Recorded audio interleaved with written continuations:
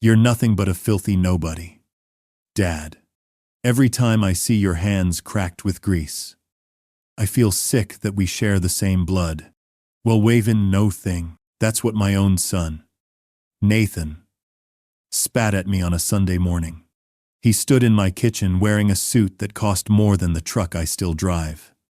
His tie loosened like he owned the world, and he looked at me as if I were less than the dust on his shoes. 35 years of sweat in the workshop. 35 years of bending steel and repairing engines for fishermen who trusted me with their lives. Reduced to one sentence that sliced deeper than any blade. The clock on the wall ticked too loudly. The smell of oil and coffee filled the air. But I couldn't feel my own heartbeat. Nathan's words didn't just insult my work. They insulted the man I became after decades of sacrifice. My wife once called these hands beautiful because they built a life for us. But my son only saw dirt. He went on, voice sharp as broken glass.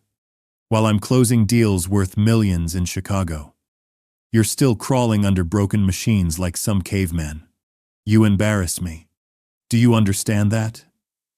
You embarrass me. So, Ming, no mame-dality. I stood there in silence, a wrench still heavy in my palm. And I realized the boy I raised had buried every lesson I tried to teach him. The pride I once carried like armor cracked that morning. I was not born with tools in my hands. They were pressed there by a coast that gives nothing for free. The town was Havensport, Massachusetts, a fold of harbor, where the Atlantic claws at granite. My father worked nights at the cannery and days fixing what the tide broke. He taught me to listen to engines with my eyes closed, to hear the tiny stutter that tells the truth.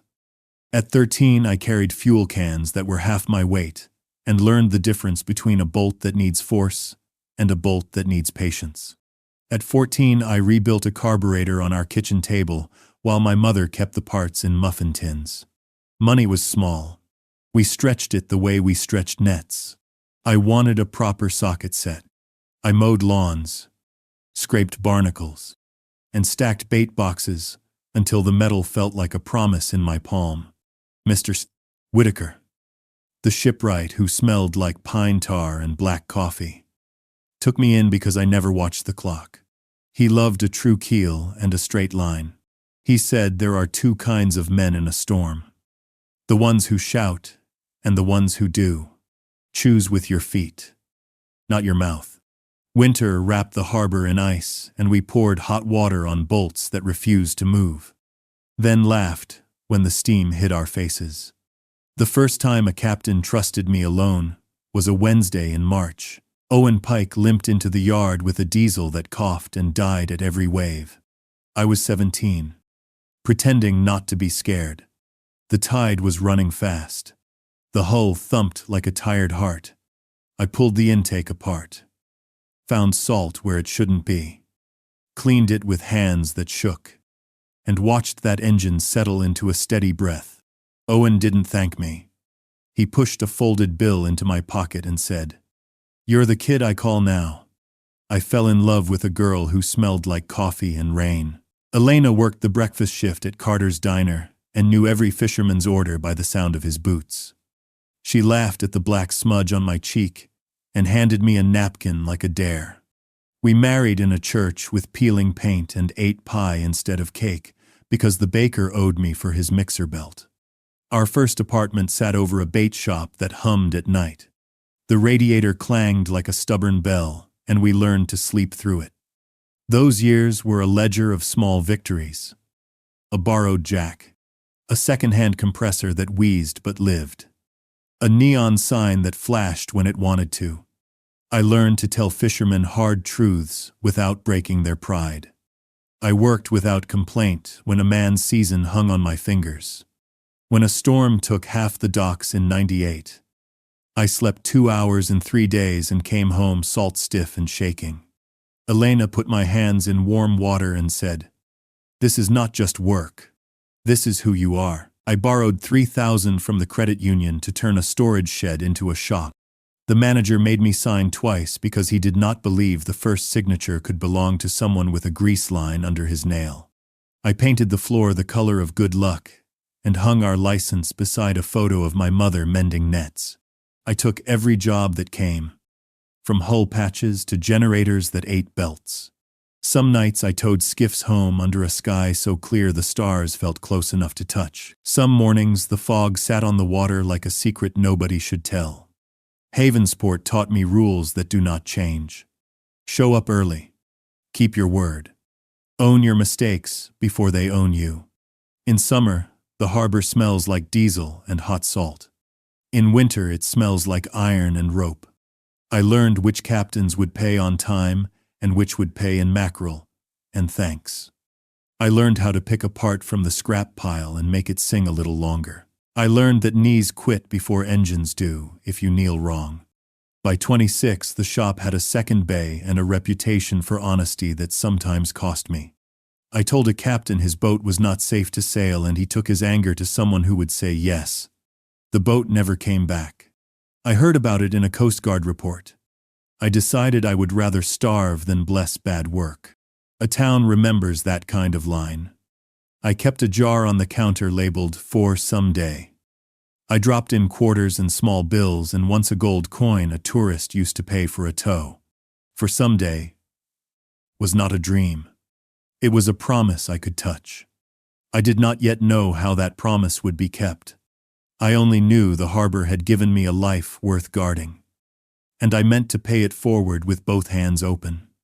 Elena and I lived like sailors, saving for a ship that might never sail. Every dollar carried a name. Some went to the rent above the bait shop.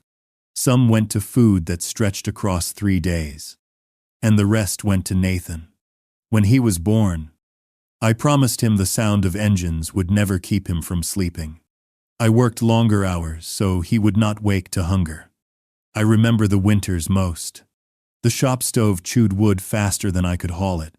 Elena sewed blankets from old coats. I carried Nathan in my arms, his breath fogging against my jacket, and whispered stories about tides and anchors. I wanted him to know the sea was not an enemy, just a teacher with hard lessons. We cut corners no one saw. Elena skipped lunch shifts to stay home with him. I patched my boots with tar so I wouldn't buy new ones. We drove a truck so old the door only opened from the inside. I turned down new tools, choosing instead to fix the broken ones again and again. Every sacrifice carried the same thought. He will have more. When Nathan turned 5, I sold my father's watch to pay for his first year at St. Mark's Academy. It was the only inheritance left from a man who gave me grit instead of gold. The watch ticked even when the hands trembled. I kissed it goodbye and signed the tuition check. Elena cried that night. Not for the watch, but for the hope we had bought. By 10, Nathan had books stacked taller than himself. I took side jobs fixing lawnmowers and outboard motors in neighbors' yards. Elena baked pies to sell at the diner. We skipped vacations, skipped Christmas gifts for each other, skipped every luxury the world dangled, all so he could walk into a classroom without shame. The jar marked "For Someday" grew heavy with crumpled bills. I counted them by lamplight, imagining the cost of college. Elena reminded me not to lose myself in numbers, but I could not forget tuition notices waiting like waves. I worked holidays, repairing boats while fireworks lit the harbor. My face illuminated by sparks I didn't have time to admire. Nathan never saw the hours. He saw the results. New textbooks, better shoes, field trips he joined without needing to beg for help. He became the boy teachers praised. He learned faster than I could follow, speaking of science and business, with a confidence that humbled me. Each time he smiled, I told myself every scar on my hands was worth it. At 15, he asked about cars instead of boats. I borrowed again. I bought a used sedan with an engine I rebuilt, piece by piece. When he turned the key and heard it roar, his laugh filled me with pride, strong enough to silence every debt. He told his friends his dad could fix anything. That sentence carried me through years of exhaustion. We hid our struggles from him. Elena skipped treatments for her back pain so tuition stayed current. I ignored my own cracked ribs after a hull beam slipped, just to keep working. We told ourselves the pain was temporary. His future was permanent. When college letters arrived, the weight of decades lifted. He held a letter embossed with the crest of a university that cost more than our shop was worth. I smiled until my jaw ached. Elena clapped her hands and wept. Then I opened the for someday jar and carried the bills. Coins and dreams to the bank. They filled only half the cost. The rest came from loans I signed without blinking. That night, I stood at the pier and told the sea the truth. Take my health. Take my time. Take every breath if you must. Just give him a life I never had. The waves answered like they always did, pulling and retreating, promising nothing yet holding me steady. Every wrench turned. Every meal skipped. Every bill paid late. It was all for Nathan. I believed sacrifice could be stitched into his success. Invisible threads no one else would see. I believed he would carry those threads with honor. College did not steal my son in one day. It took him by the sleeve and walked him away, a step at a time. Nathan left Havensport with a duffel I had stitched at the seams and a second-hand laptop that wheezed when it loaded maps. Elena packed him sandwiches wrapped in wax paper and a photo of the three of us on the pier. He hugged her too quickly. He hugged me slower, like he had just remembered to daughter. The campus was a city inside a city, glass buildings that caught the sun, lawns without a single weed. I carried his boxes up 3 flights, while he introduced me as Dad, in a voice that did not want to be heard. His roommate shook my hand without looking at my face. I set down the toolkit I insisted he take. He laughed and said they had people for that. First semester phone calls were warm. He told me about lectures that ran fast and professors who spoke in riddles. He said the markets were like weather if you learned how to read them. I told him the ocean says the same thing. He laughed then. I saved every voicemail. He came home for Thanksgiving in a coat sharp enough to cut paper. He ate like he had been hungry for weeks. I tried to show him the new hydraulic lift. He nodded while looking at his phone. His girlfriend called from a number I did not know. She asked what smelled like fish. I said the harbor. At Christmas, he asked if we could meet at a restaurant instead of the house. He said he wanted to keep his clothes from picking up the shop smell. Elena winced, but agreed. He talked about internships and case competitions. He used words that sat like cold utensils between us. In spring, he sent a picture of himself in a suit. The jacket fit. His jaw was clean. The boy who once tied knots with sticky fingers had learned to knot silk. I wrote back that he looked ready. He replied with a thumbs up. He stayed for only 2 days that summer. He said he had a position in New York and could not lose momentum. He took my truck to the highway and left the smell of cedar behind. I rebuilt a water pump that refused to seal. I told myself pride sometimes sounds like loneliness. The next fall, he shortened his name. Emails began to come from Nate. He signed texts with an initial, N.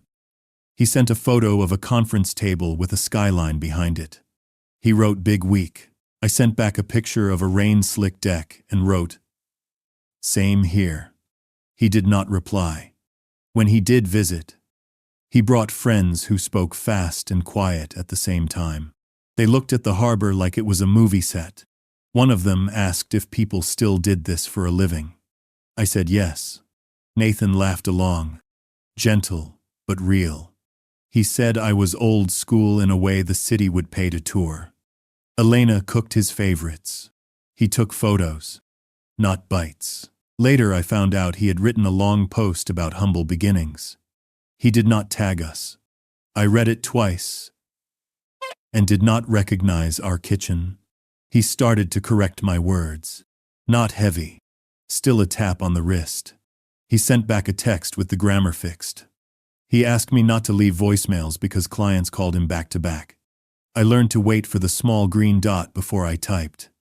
The first sign that pride had turned its face came on a windy Saturday. I drove to campus with a toolbox because he said his lamp was broken. I parked where I should not and carried the box past white columns. He met me outside and asked me to hide the tools in the trunk until his study group left. He said they might not get it. I said it was fine. It was not. Job offers arrived in a neat stack he barely showed us. He took a position in Chicago with a firm that had its name carved in stone. We stood at the station and watched his train slide away. Elena waved until her arm shook. I stood very still. My hands smelled like diesel and soap. He called from a new apartment that echoed. He said he could see the river and 100 lights. He said he was working late and sleeping short. He said this was how it began. I told him I was proud of the beginning. I did not tell him that every beginning has a price and I had already paid part of it. In those months I spoke to him like a client instead of a son. Short sentences, no advice unless asked. When he did ask, it was about interest rates and flight times. He no longer asked which wrench fit which bolt. I told Elena that maybe this was good. She stared at the window and wrote his name on the fog, then wiped it away. The distance did not roar. It hummed. Like a motor you only hear when you turn everything else off. We lived with that hum and called it progress. Sometimes at night I opened the drawer with the orientation badge and the photo from the pier. I touched them and told myself he would come home when the tide turned. The first time I felt the sting of his shame was not in words but in silence. Nathan returned for the 4th of July with a woman named Claire. She wore sunglasses at dusk and carried a leather bag that never touched the ground. Elena cooked a feast that carried every smell of our lives. Chowder, rich with clams, bread that cracked under butter, pie that cooled by the open window. Nathan walked her through the shop but spoke over my explanations. When I described the new gear system for trawlers, he cut me off with a quick, "Dad, she doesn't need the technical stuff." Claire smiled politely but checked her phone instead of my eyes. That night after dinner, I heard her whisper in the hallway. It's cute in a way, but kind of primitive. My son's laugh joined hers like a blade pressed slow. Yeah. He's old school. He never kept up with modern methods. Their voices sank into my chest like anchors. I sat in the dark kitchen, the smell of fish still on my hands, and wondered when knowledge turned into embarrassment. The signs spread like weeds. At Christmas, Nathan gifted me a tie I would never wear. He said it was time to look respectable when visiting the city. He spoke about deals worth more than our shop had made in a decade. I told him we had just rebuilt the harbor crane, saving captains weeks of downtime. He nodded without listening. Respect had turned to tolerance, and tolerance soon thinned. The following summer, he brought colleagues from Chicago, 3 men with polished shoes and laughter that bounced too high in the rafters. They took photos with our nets like tourists in a museum. One said, "This is exactly like those small operations analysts joke about. So inefficient." Nathan chuckled and added, "Yeah. My old man still thinks hard work matters more than capital." They all laughed. My chest tightened. Elena kept pouring wine, her face pale as salt. Later, as we sat by the dock, I offered Nathan a stake in the shop. 30%. Signed and ready. I imagined us side by side again, building something stronger. He shook his head. "Dad, I can't tie my capital to one fragile business. Diversification is the only path forward." He said this in front of 2 apprentices who looked at me with confusion. They had dreamed of owning a fraction of what I was handing my son. He tossed it away like a cheap part. The day he spoke at a conference about inefficient family businesses, someone sent me the video. I saw aerial photos of our harbor. Our shop marked as outdated, sentimental, unscalable. He never named me. But the shapes were too familiar to deny. His audience laughed, applauded, praised him for his blunt analysis. I sat alone, the glow of the screen casting light on tools that had outlived generations. He had turned our life into a joke. When I confronted him, he dismissed it with a shrug. It's not personal, Dad. It's just economics. Those words sliced deeper than any insult. To him, the bolts and beams, the nights we went hungry, the sacrifices Elena and I stitched into his education. None of it was personal, just economics. The final insult came when he visited with Claire again. I laid out the year's numbers. Proud of a season that pulled us through storms, he glanced at them and said, 200 grand on an asset base like this. That's pathetic. I make that in a quarter. Claire nodded, adding, you could sell all this, invest in index funds, and live without breaking your back. I looked at my son and saw no trace of the boy who once bragged to his friends that I could fix anything. I saw only a man ashamed of the hands that raised him. That night I walked the pier alone. The sea was calm, stars sharp against the dark. I thought about my father, about every lesson hammered into me with sweat and iron. Respect cannot be borrowed. It must be given. And when it is not, silence can be louder than any curse. The distance turned sharp in the months that followed. Nathan came home for Labor Day with a plan he called a gift. He spread a glossy deck across my workbench while the compressor hummed in the corner. The pages showed Havensport without the boats. There was a boutique hotel with glass walls, a private marina with uniform slips, a walkway lined with shops that sold candles that smelled like the ocean but had never met it. At the center sat a number circled in red. He said it was what the land could fetch if I stopped clinging to it. He spoke in a language that did not touch salt. Unlock the value. Monetize the footprint. Exit the legacy drag. Claire stood beside him and nodded like an accountant. I pointed at the bay. I said the rescue skiff ties up there. I said the Coast Guard uses our ramp when storms push people into the water. I said fishermen come in at 2 a.m. with engines crying for help. He said emergency services would be outsourced. He said the town would thank me for moving aside. He said I would be remembered at a ribbon cutting. He slid a letter across the table. Seaglass Hospitality. They offered a partnership if I contributed the land. I would become an honorary advisor. I would receive a payout and a small stream of dividends if the project hit its marks. He spoke about preferred returns and internal rates that climbed like fireworks. I looked down at my hands. Grease lived under the nails. He frowned at that grease like it ruined his math. I asked him what would happen when a storm blew a wall of water across the harbor and a trawler smashed its prop clean. He told me insurance existed for a reason. I asked him where a man would take his boat at midnight when a shaft cracked. He said that kind of operation was inefficient anyway. When I said a name, he gave me a number. He started showing up at town meetings with the developers. He wore suits the color of storm clouds and spoke as if the harbor were a problem to be solved. He said our yard suppressed tax potential. He said we were a relic. I watched neighbors look down at their hands because they did not want to choose between a friend and the idea of money. I watched the planning board chair smile too widely at Nathan and mispronounce my name. One night the wind turned hard out of the northeast. The forecast promised damage. I was still securing hulls when a call came in from the channel. A boat had lost power on the bar. 2 crew aboard. The tide was running fast. I did not think. I woke my apprentices and fired the old rescue boat, even though its starboard gauge lied about the oil pressure. We pounded through chop that slapped like a hand. We found the boat slewing sideways, stern kissing the rocks. We threw a line, hauled them into tow, and crawled home against a sea that wanted everything I had. When we tied up, it was dawn.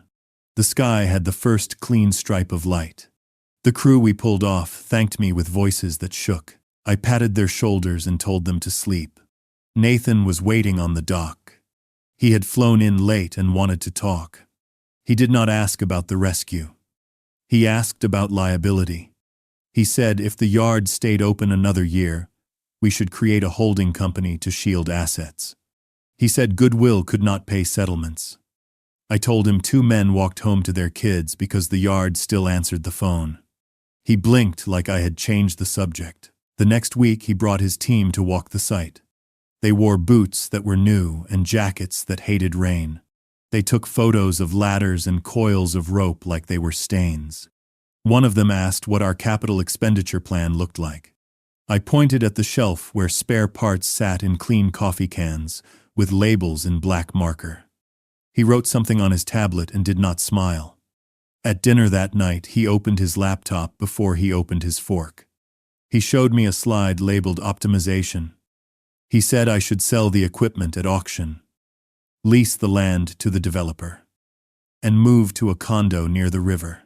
He said I could teach occasional workshops about grit to corporate teams and bill a fee. He called it a graceful exit. Elena set down the roast and stared at him. She said, "Grace does not come from an exit. It comes from how you stay." He turned to me and lowered his voice, the way a man speaks to a stubborn child. "Dad, this is the last train. Havensport is being discovered. If you miss it, you will be stranded among the old timbers." He said the kindest thing I could do for myself was to stop. He said the kindest thing I could do for him was to listen. I asked him if he remembered the night I drove him to the emergency room when he broke his arm on the pier. He said, "Of course." I asked who drove the truck while I kept pressure on the wound. He said, "You did both." I said, "No. Elena drove. I kept your head in my lap and counted your breaths. That is how family works. 2 people doing more than they can." He looked at the table and told me stories like that did not help us decide. Word spread that I was the man blocking progress. A letter to the editor called me a gatekeeper of decay.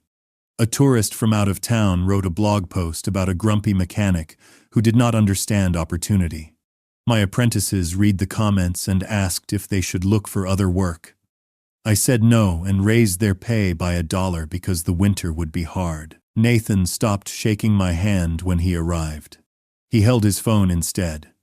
He said, "Time was money, and my stories spent it badly." He sent me a spreadsheet with 3 columns titled, "Now, Soon Later." Every box held steps to clear me out. He wrote that sentiment was a cost center. He wrote that we should be brave enough to abandon dead weight. One night I found Elena sitting on the floor with a box of old photos. Nathan stood in many of them, a kid with sea wind in his eyes. She touched the glass and said his name twice like a prayer. I told her not to worry. She asked me what I would do if he crossed a line I could not forgive. I did not answer.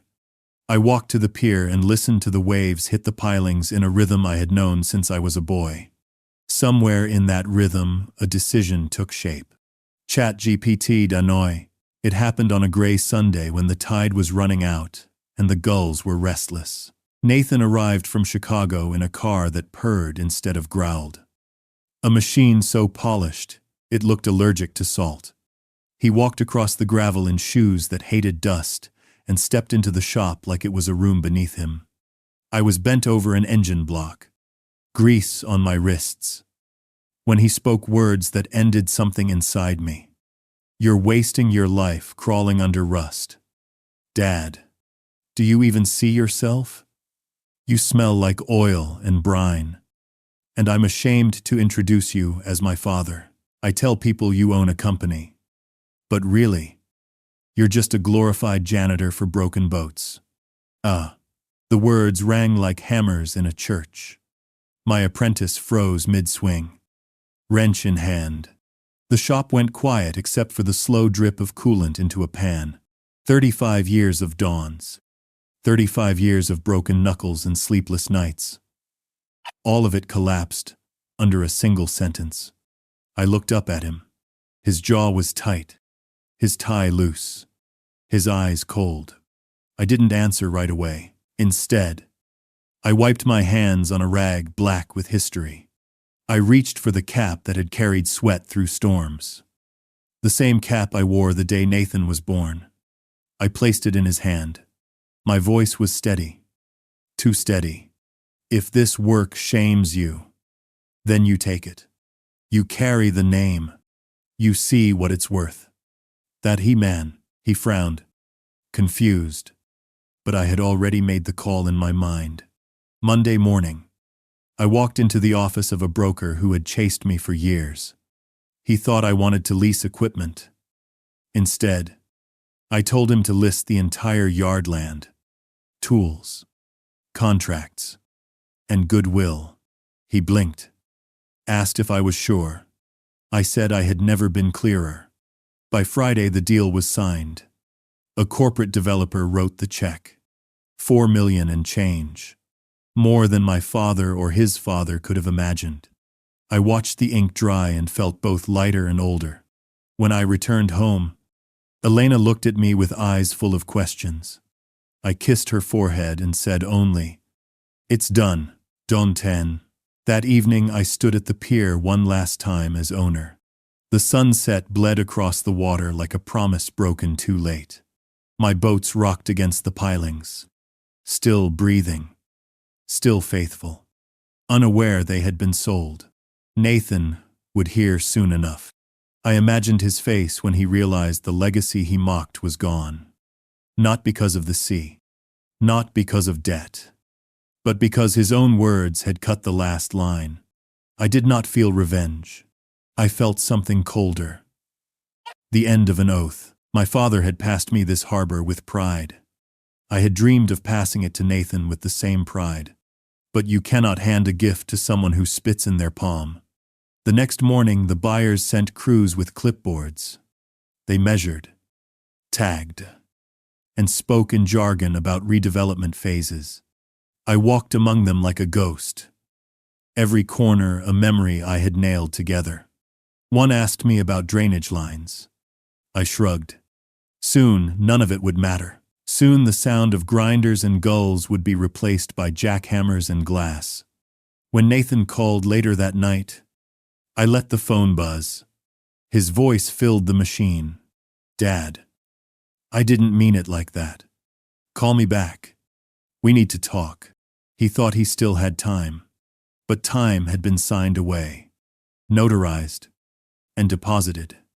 I poured myself coffee, opened the window to the sea, and whispered the truth out loud for the first time. "You buried our name?" "Son, I just carved the stone. And of routine, news moves faster than tide." By Monday, the sale was public.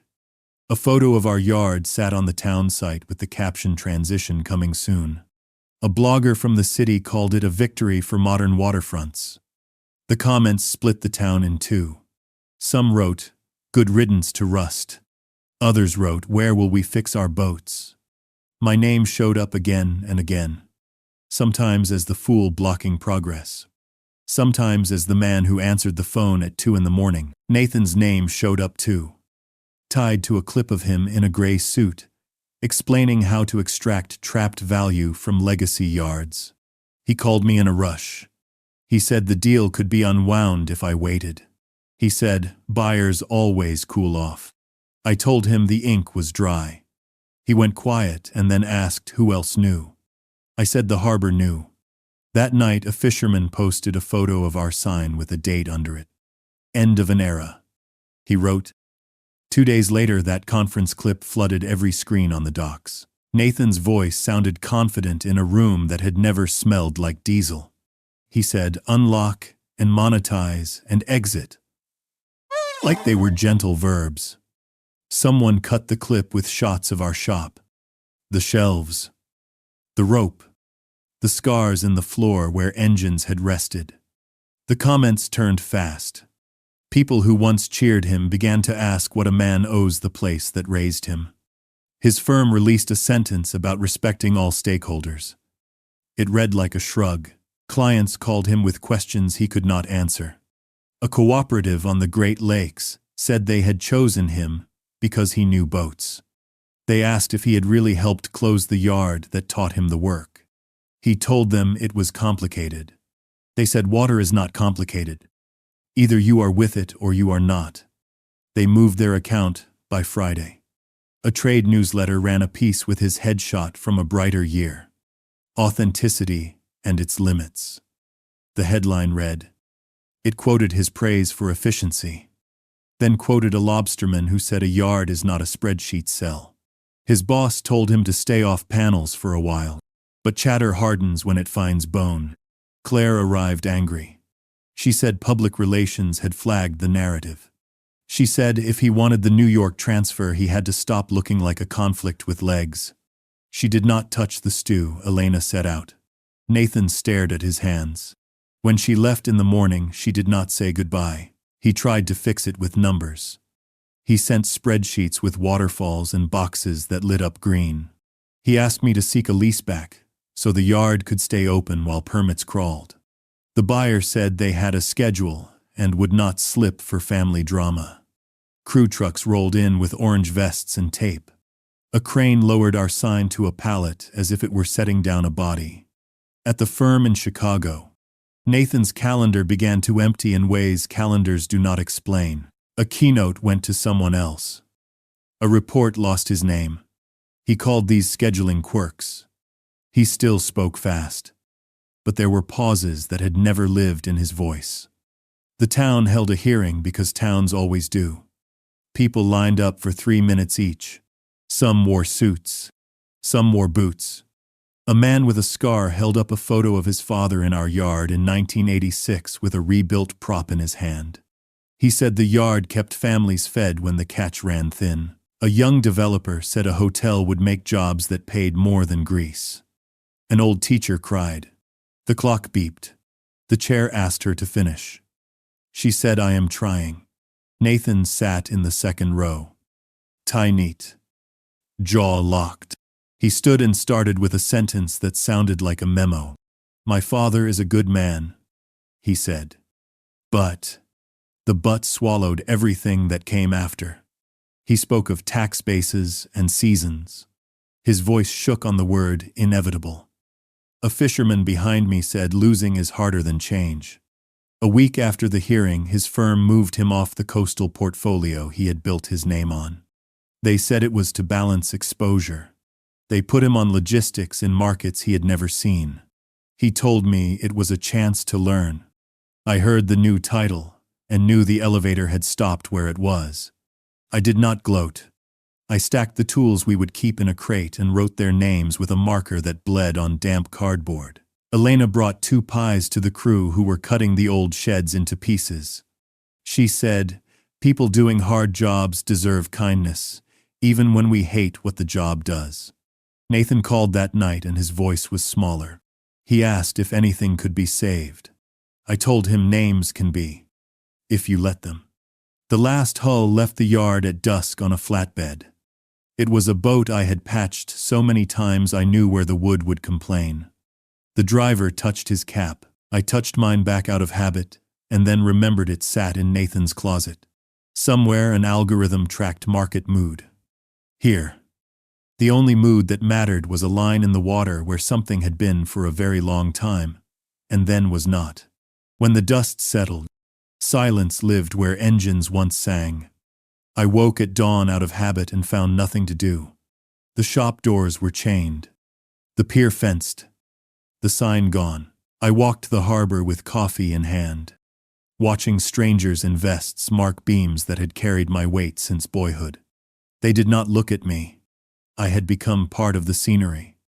A shadow without a task. The check sat in the bank. A mountain larger than I had ever touched. $4 million could buy comfort, travel, freedom. Elena asked if I felt peace. I told her I felt empty, like a boat lifted from water and left on blocks. She smiled sadly and said, maybe that was peace, and I had never known it. I bought a truck that did not cough when I turned the key. We drove to Vermont in October to see leaves burn red across hills. We stayed in a lodge with sheets so clean they smelled like nothing. I hiked trails where the air was sweet instead of salty. People asked where I was from. I said Havensport. But my voice stumbled on the word like it no longer belonged to me. Nathan's voice filled the phone daily at first. He demanded explanations, begged for delays, shouted about betrayal. He said I had destroyed 3 generations over a misunderstanding. I said nothing. I let him spend his fury against silence. Each day, his calls came shorter, his emails longer, until they turned into pleas wrapped in business terms. He said reputations could be managed. He said narratives could be reframed. I told him dignity could not. Weeks later, he came home unannounced. He parked a rental in front of the house and stood on the porch in a coat that hung too loose. His face had lost the shine of confidence. He looked like a man learning what hunger feels like in a room full of food he cannot touch. He asked if I could undo it. I told him some things. Once sold, never return. His hands trembled. He left without sitting down. I began to travel. I flew to Ireland to see shipyards older than our country. I walked along docks where men still hammered steel by hand, their rhythm familiar as heartbeats. I visited Tuscany and watched farmers crush grapes the way their grandfathers had, singing songs older than maps. I drove a camper across the Rockies, slept beneath skies so full of stars they hummed. Everywhere I went, I found work that still respected sweat. Everywhere I went, I thought of Nathan and wondered if he would ever see what I saw. Meanwhile, his world unraveled. A friend from Chicago called to tell me he had been moved off the coastal desk. She said clients no longer trusted his advice after the sale. They had wanted authenticity, not theory. Without the yard, he was just another man in a suit. Promotions skipped past him. Bonuses shrank. He stayed late at an office that no longer needed him. Claire ended the engagement by spring. She told him she loved the story of a harbor boy who conquered finance, but could not marry a man who had sold the harbor itself. Nathan moved into a smaller apartment. His messages to me grew shorter, stripped of pride. He wrote things like, "I don't know who I am without it. I don't know how to start again. I lived quietly." The money grew on its own in accounts I rarely checked. Elena and I planted a garden behind the house. Tomatoes climbed wooden stakes. Beans curled. Cucumbers sprawled. I knelt in dirt and felt more honest than any number in the bank. At night, I sat by the water and listened to the absence of hammers. An emptiness so loud it echoed. The town shifted. Tourists filled streets that once smelled of rope and diesel. Cafes replaced bait shops. The pier glittered with lights, but the sound of gulls grew thinner. Fishermen drove farther for repairs. Some left for good. People called it progress. I called it forgetting. Through it all, Nathan's silence thickened. Months passed without a call. Then, one evening, I received a letter. Handwritten. Pages of cramped words. He wrote that he had lost himself. That he wished he had listened. That he could not find respect in skyscrapers. He asked if there was any way back. He asked if a son could learn again from the father he once mocked. I folded the letter, slid it into my jacket pocket, and walked to the edge of the pier. The water was black and endless. I whispered his name to the tide and wondered if it was time to let him come home, not to the yard, not to the past, but to the work that makes a man real. There is a kind of fall that does not make a sound. It looks like a man sitting straighter in a chair while something inside him gives way. I watched that happen to Nathan through screens and secondhand stories. He had been asked to give a keynote in New York on coastal investment. The stage was wide and bright. The crowd was full of people who had never cleaned salt from an engine. He spoke quickly, polished as glass. And then a woman raised her hand. She said she captained a tender in Massachusetts, and wanted to know where he docked his own boat. He smiled and said he did not keep one. She asked what shop he trusted for emergency repairs at midnight. He said there were services for that. Someone laughed. Not kindly. His voice slipped. He said, "The market solves these gaps if you let it." The room went still in that heavy way a sea goes still just before it breaks. By evening, the clip traveled. Cut against images of men in boots working under lamps. A small chant of comments growing under it. People asked how a man could speak for coasts while cutting his own from the map. A client he had courted for months sent a single line. "We need someone who knows what rope feels like wet." His firm pulled him from a panel the next day. They said they wanted to avoid distractions. He nodded and smiled for hallways he once owned. In the bathroom, he sat with his hands open and could not make them stop shaking. He called that night. He did not speak the first seconds. I heard only traffic and the thin breath of a man who had run without moving. He said he had made a mistake that could not be wrapped. He said the work was slipping through his hands, and he did not know how to hold on. I told him to sleep. He said he had not slept well in weeks. I told him to eat real food. He said he could not taste much of anything. The firm met with him in a room with a view he used to admire. They told him they valued his contributions and needed to reposition his focus. They gave him a title that sounded important and took away the accounts that made him matter. His bonus shrank to a number he would have laughed at last year. He told people it was a rotation.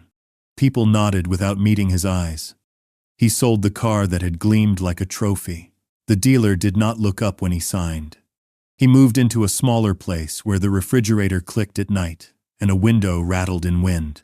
He left the engagement ring on a desk and closed the box with both hands. Claire sent 3 sentences and no anger. She said she loved a story that was no longer true and could not live inside its shadow. He did not reply. He put the box in a drawer and closed it slowly, as if quiet could keep it from being final. A journalist called to ask if he would comment on the sale of the yard now that redevelopment had begun. He said no and hung up. The article ran with a photo of the fence around the pier and a line about progress. The last paragraph quoted a fisherman who said, "A place is made by the hands that stay when money leaves." Nathan read it in his kitchen while a pot of rice burned. He threw it out and sat on the floor until the smoke cleared. I heard pieces from people who cared about him even when he did not care for himself. A secretary told me she had seen him standing alone by the copy machine, reading a memo twice, like he was trying to change the words. A friend said he skipped lunch and drank too much coffee and stared at screen light until his eyes watered. He stopped coming to the gym. He stopped returning texts that were not urgent. He kept walking. But the ground had shifted, and he did not trust his feet. The worst moment did not come at work. It came at a wedding where he was seated at a table of old classmates. They toasted promotions and apartments and big plans. Someone asked him about the harbor. He tried to joke that he had diversified. The table went polite. A man who grew up 3 towns from us said his father still brought engines to our shop when the sea had chewed them to dull. He asked where people went now. Nathan lifted his water and could not answer. He excused himself and stood under a light in the hallway until the ache in his throat eased. He came home once in late summer. He arrived in the afternoon with a paper bag that held a loaf of bread and nothing else. He looked older by a decade that had not passed. Elena hugged him and felt the bones at his shoulders. We ate in the quiet way families eat when words would bruise. He said work was fine. He said the city was loud. He said he might try something new next year. When he left, the kitchen kept his shape for a long time, like heat left after a pan is moved. I walked the shore that night and asked the water to be gentle with him. I asked for a small mercy. I asked for a door he could open without shame. The sea did what it always does. It moved and did not answer, which is its way of telling the truth. In October his lease ended, and he boxed his life alone. He gave away suits that had once felt like armor and kept a jacket Elena had mended when he was 17. He took the train to a city he did not know because the ticket was cheap. He woke in a room with a view of a wall and ate cold noodles from a carton and read the letter he had written me months before. He read it twice, then a third time, and finally understood that wanting to come home and choosing to come home are different acts. He called again, and there was no traffic behind his voice. There was no hurry at all. He said he was not asking for money or a place to sleep. He said he needed to say a thing without the air breaking it. He said he had been wrong about what makes a man. He said he could not keep pretending his work meant anything when he could not point to a single thing he had made. I listened. He asked if there was a way to stand up from the place he had fallen and not lie about the height. I told him there is always a way to stand if you are willing to be small first. He did not ask me to fix it. He said he was empty in a way that frightened him. He said he wanted to learn how to fill that empty with something that did not leak. I looked at Elena and saw the answer in her eyes. Not yet, they said. Not the whole answer. Let him sit with the truth a little longer. Let him choose it twice. I told him to come by if he needed a meal. He said he would. He said, "Thank you." He said my name in a way I had not heard since he was 15, and his arm was in a sling, and he needed help tying his shoe. That night I put his letter back in my jacket and folded another page beside it. A note to myself. Do not try to spare him the work. Do not rescue him from the lesson. Be ready with a door and a broom and clear rules. The harbor was gone, but there was still a porch and a table and a yard of dirt behind the house, where things could grow if a man stayed humble and kept his hands in the soil. He knocked on the door one evening in November when the wind had teeth.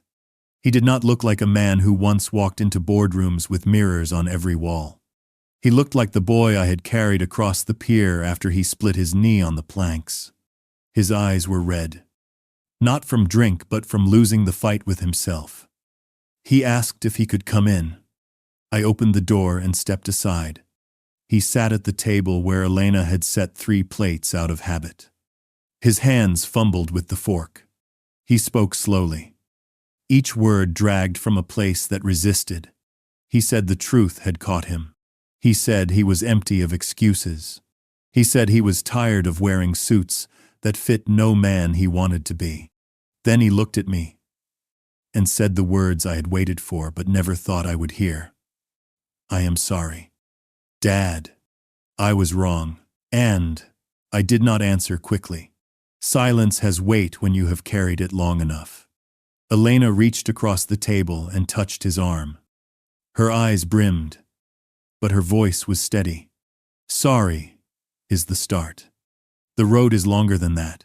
Nathan nodded and did not look away. He begged not for money, but for guidance. He asked if there was a way to begin again when you have burned the bridge behind you. He asked if he could learn what he once mocked. He asked if I could show him how to respect what he destroyed. His words cracked, his breath shallow, but his eyes were clean. I told him forgiveness was not free. He would need to earn it in sweat and in silence. No speeches, no photos, no polished stories for colleagues. He would need to rise before the sun, to cut his hands, and learn what patience feels like when it aches. He would need to live without applause, without shortcuts, without the comfort of titles. He swallowed hard and said, "Yes, ate she, and the cards with me."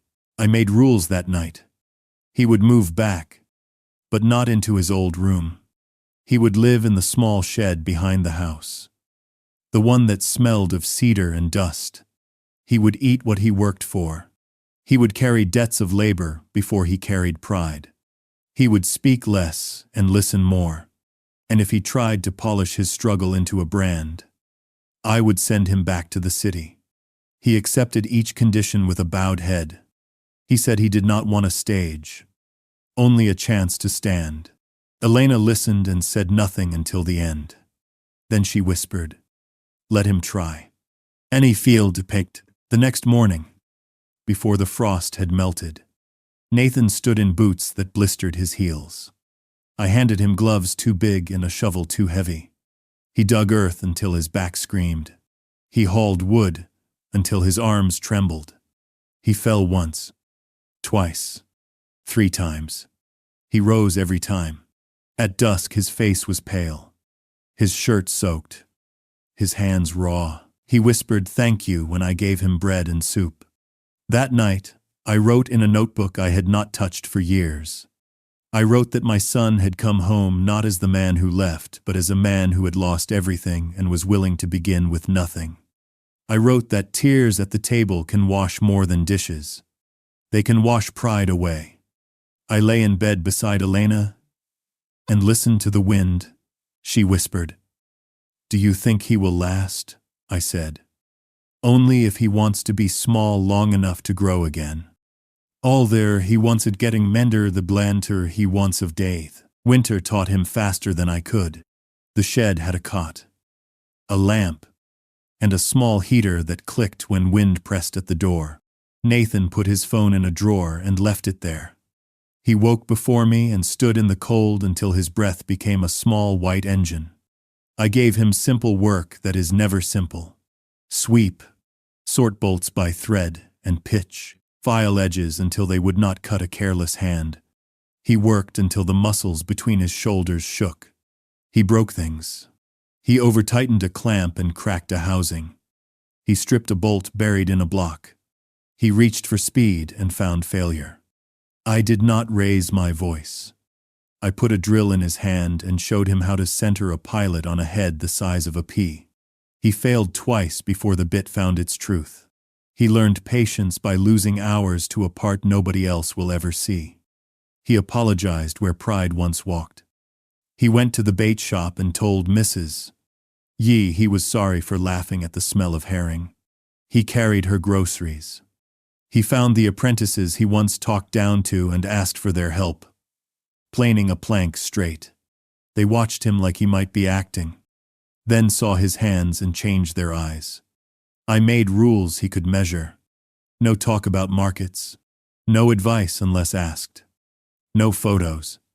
If he wanted to learn, he would learn without witnesses. He cut rope and learned to splice. He soldered wires and blew fuses and soldered again. He cleaned carburetors in trays and named every jet. A call came at 4 in the morning. A lobster boat had drifted off its mooring. We loaded a toolbox and a battery and pushed off in a skiff that leaked slow. The wind carried needles. Nathan held the light while I traced wires with numb fingers. I told him where to place his feet so the boat would settle. He nodded and did not complain. When the engine coughed to life, the captain turned and saw Nathan beside me. His mouth went hard. He said nothing, then nodded once. By February, the shed smelled like soap and cedar. He ate at the same hour every day. He learned there is a right way to coil a hose, and the wrong way wastes years. He ran before dawn and came back steaming. He fell asleep before 10 with a book on knots open on his chest. We built a bench in the garage and called it the table. We rebuilt old outboards for people who had nowhere else to go, now that the yard was gone. We charged little, sometimes nothing. Word spread the quiet way it does in towns that still remember.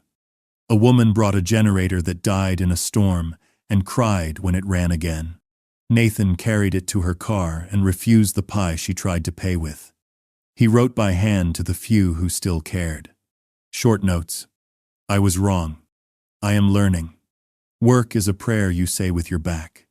Respect is a practice. He mailed them and did not wait for replies. I began to trust him with bigger tasks. I gave him a block that needed sleeves and told him to measure once. Then again. Then once more. Only then decide. He called the first number wrong and caught it on the second. He grinned, then set the part down and started over. In March, we joined rescue drills. He learned to throw a heaving line without catching his own feet.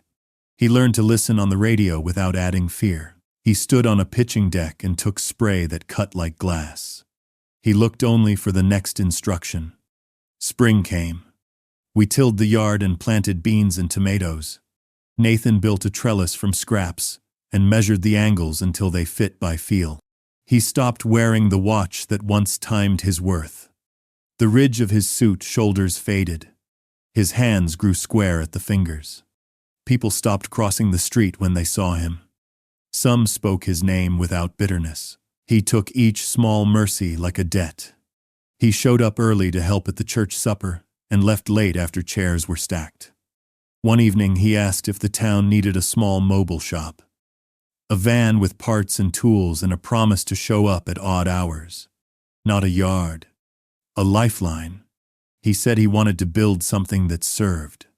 Not something that sold. I told him to draw it. He sketched on brown paper. The lines were not straight.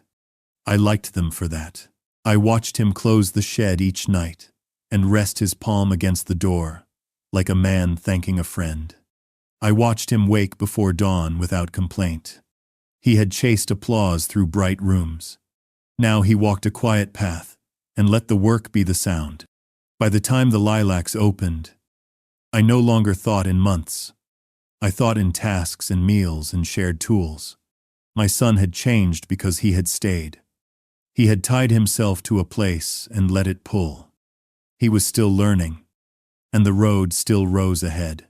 When he looked at me across the table and said, "I want to keep going," I believed him the way I believe in Tide. ChatGPT Danoi. By summer he no longer looked like the man who once sneered at Greece. His face had color from the sun. His arms carried lines of muscle, and his palms told the story of work. He no longer spoke about quarterly returns or market shifts. He spoke about torque, about soil, about rain that threatened beans. He asked questions without shame, and he listened to answers as if each one might save him. We started the van project with savings from the sale that I had never touched. A box truck older than him, rust at the seams, engine barely breathing. He stripped it down and built shelves from pine. He painted the walls white so light bounced where shadows wanted to live.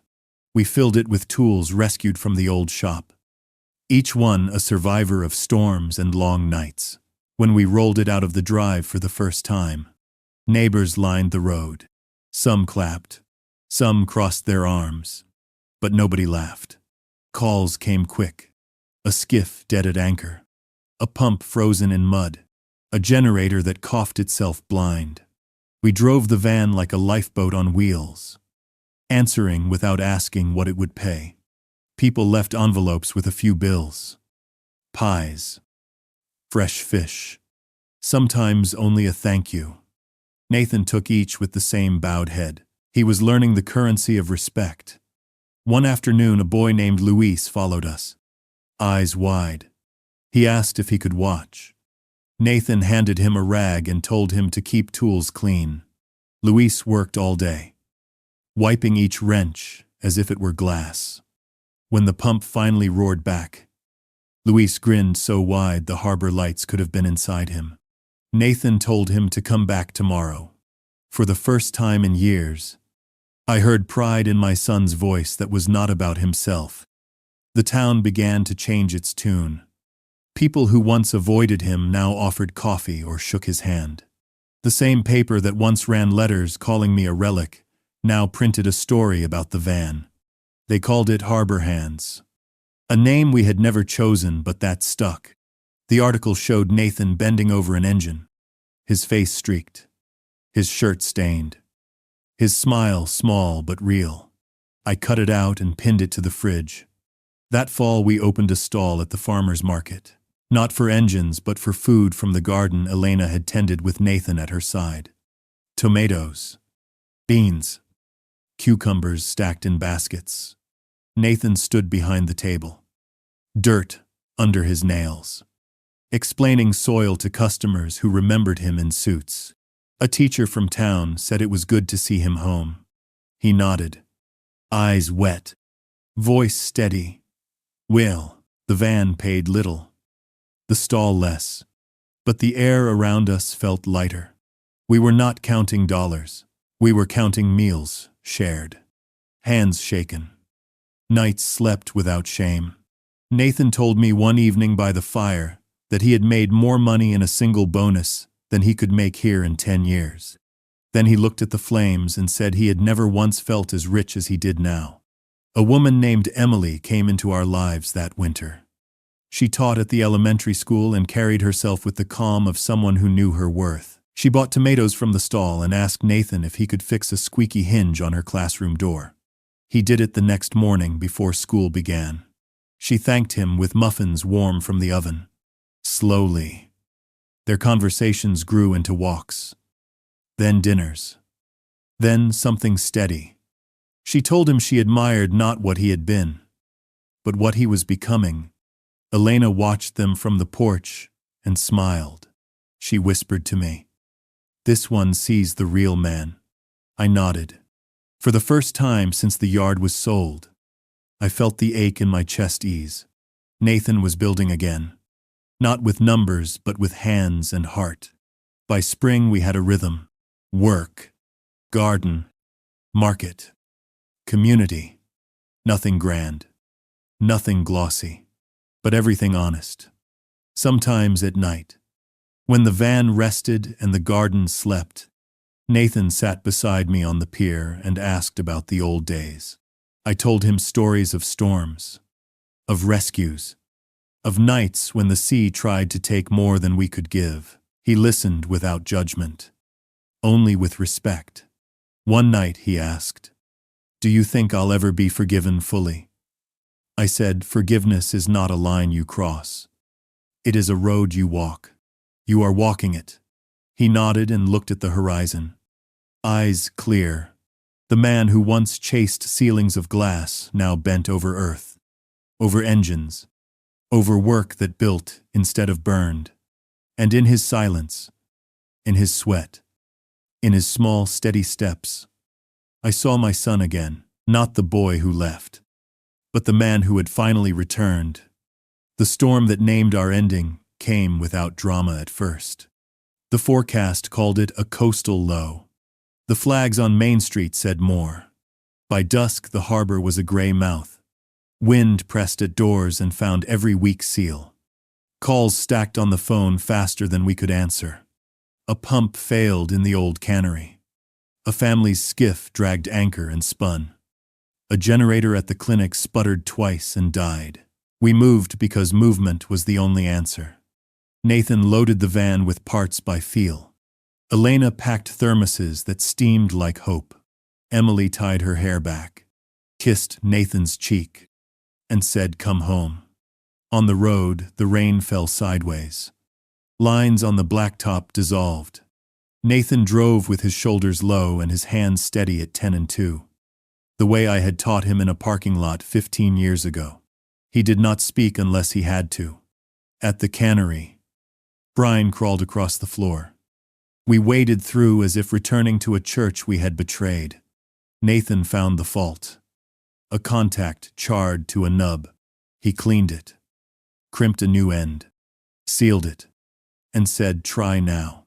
When the pump took a breath and then another, the foreman shouted. He shook Nathan's hand too hard. He had once called him a ghost. That name died there. At the clinic, the generator would not hold load. Nurses stood with flashlights raised. The storm pushed rain through vents like needles. Emily's classroom sat dark across the street. She had kept 2 children late for parents who could not cross the town line. She stood in the hall with them, reading by phone. Voice calm. Nathan pulled the panel and listened. Not with his ears, but with his jaw and hands. He swapped the regulator. He tapped a relay. He told me to throw the transfer. The lights came up room by room.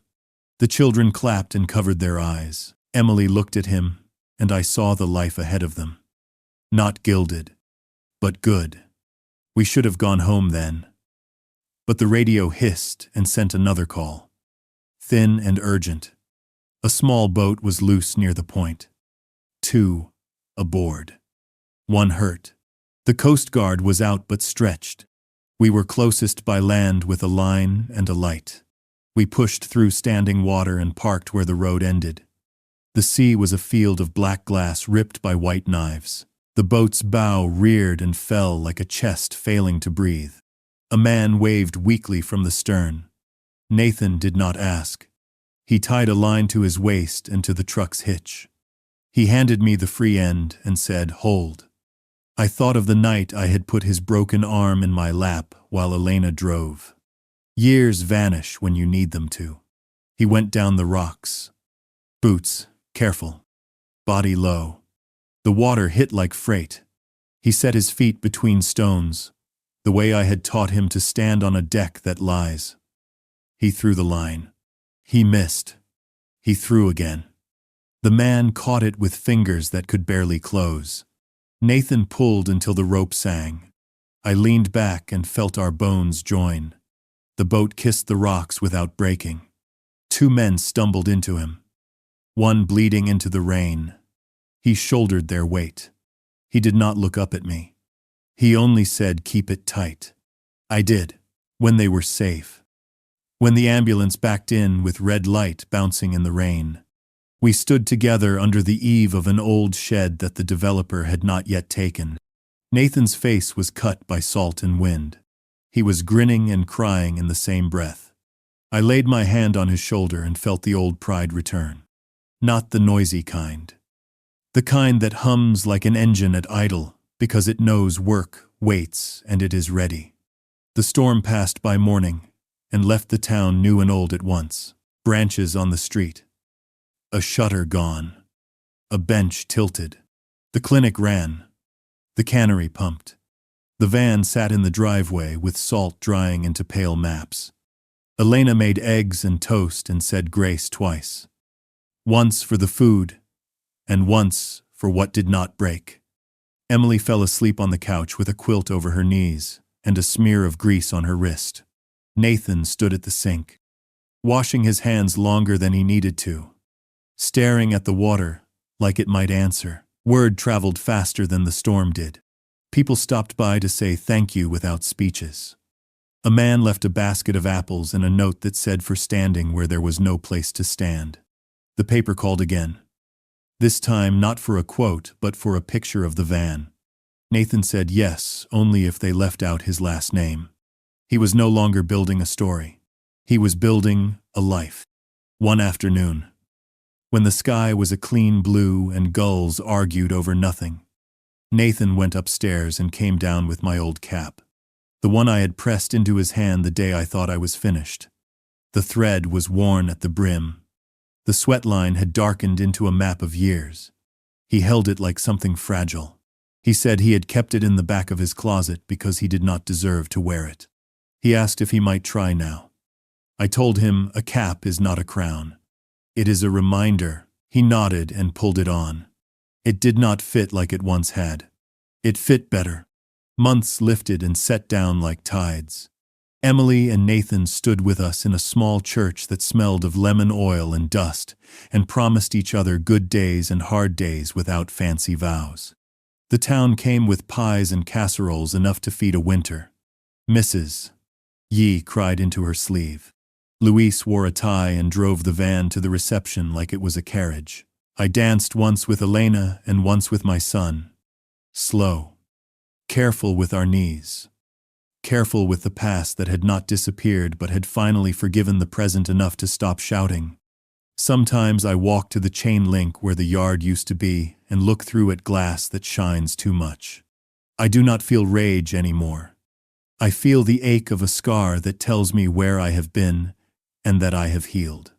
You cannot get back what you sell. You can only build what comes next with what you have left.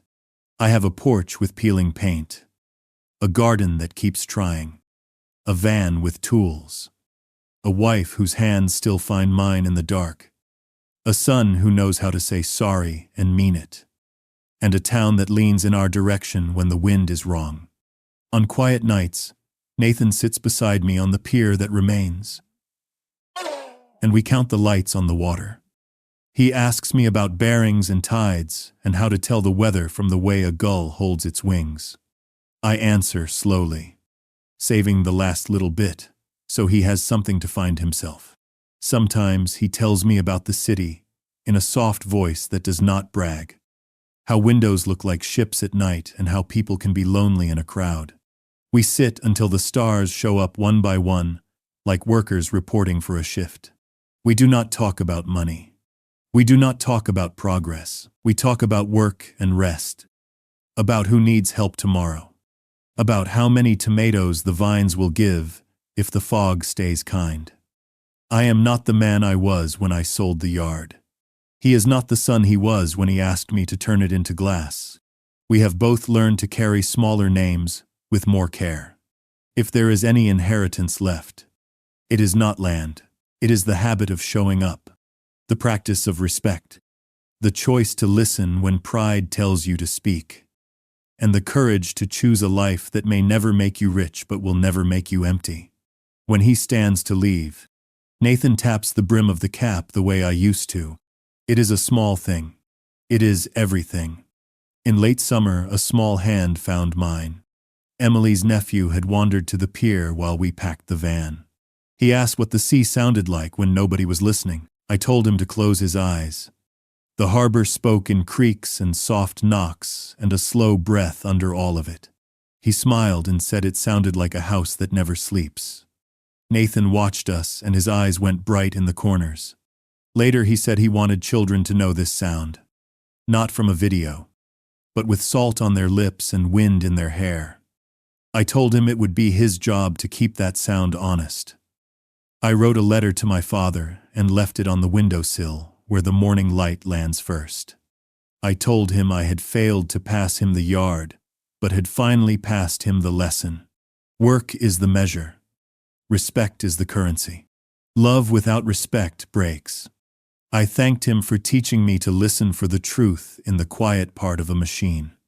I told him his grandson knows that music now. On the anniversary of the sale, I walked to the new boardwalk. Glass reflected the sky. Tourists held paper cups and took photos where we once hauled engines. A boy dropped a coin between the planks and started to cry. Nathan knelt, reached into the dark, and came up with the coin and a splinter in his thumb. The boy ran back to his mother with a grin. Nathan sucked the blood from his thumb and laughed at himself. I did not think of what was gone. I thought of what was still possible. We held a small cookout behind the house at the end of September. Fishermen came with stories and a few with scars you learn not to stare at. The clinic nurse brought cake. Mrs. Yi brought dumplings wrapped like small gifts. Luis flipped burgers like a pro and told jokes that made Elena snort tea through her nose. Emily stood with Nathan by the garden, and they planned where to put apple trees in spring. I listened to the talk rise and fall and felt the ache that had lived under my ribs loosen and fade. At dusk, Nathan handed me a folded piece of paper. Inside was a deed to a small strip of land beside the old ramp. He had bought it quiet from a man who was leaving town. No hotel would want it. Too narrow. Too stubborn. Too close to the water's moods. He asked if we might build a shed there. Not a business anyone could take from us.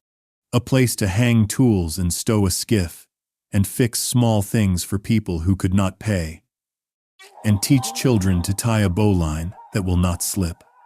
I said yes. I said we would keep it open in every storm. That night we walked to the pier and sat with our feet over the edge. The stars came like they always do. He told me he had dreamed of sky that looked like this when he slept in a room that faced a wall.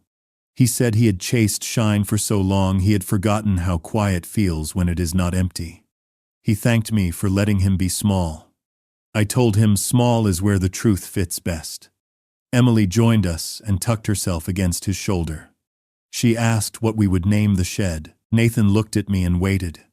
I said we did not need a name yet. Let the work name it. Let the first kid who learns a proper knot name it.